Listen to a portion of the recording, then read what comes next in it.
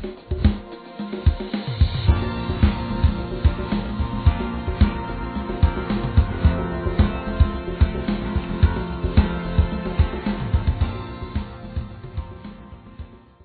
many years of working up on Capitol Hill with many policymakers who set national priorities according to the budget and how much we're willing to spend on different items that are a part of the security budget, one thing that you see is that there's a tremendous hangover still today from the Cold War, and that we still tend to look at large defense budgets as purchasing more security, for example.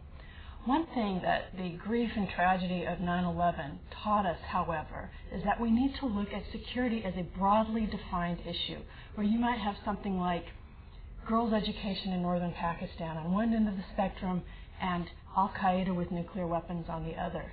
And in between, you have things like criminal networks, rotten regimes, poverty, desperation, people with no life chances. And we haven't really sat down and thought yet about what are the best tools that Americans can bring to bear in our foreign policy to alleviate that. We still do the high-end combat very well, but that's not going to solve our problems for us.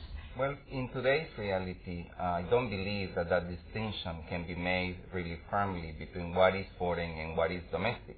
As a matter of fact, I think many of the issues such as immigration, such as economic development, which sometimes are branded as domestic or international, have actually become, for all practical purposes, issues that are so deeply intertwined that you cannot really make that difference so categorically anymore.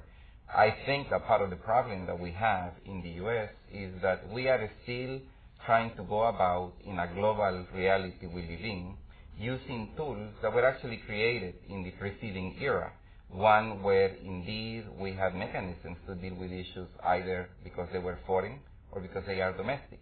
But in reality today, such as immigration, take an example, we think of it as if it is an issue that begins when people walk into the U.S., when in reality migration as a phenomenon begins when people in their own home countries make the decision to emigrate as a final resort to be able to try to bring about a better condition of life. So if you really think about it, there is no way we could get, to provide adequate solutions from a policy stand if we were to only think of it and deal with it as if it is domestic. We have to address the foreign costs of this particular issue. There are a set of policies which, if we think them through in terms of their impact on poor people and poor countries, can do a lot to help lift poor people up. Just to give you one example that I think most Americans don't think about, is we have farm policies. Most Americans don't think about farm policy because only 1 to 2% of Americans still live on farms. But we give them subsidies to help farmers get along.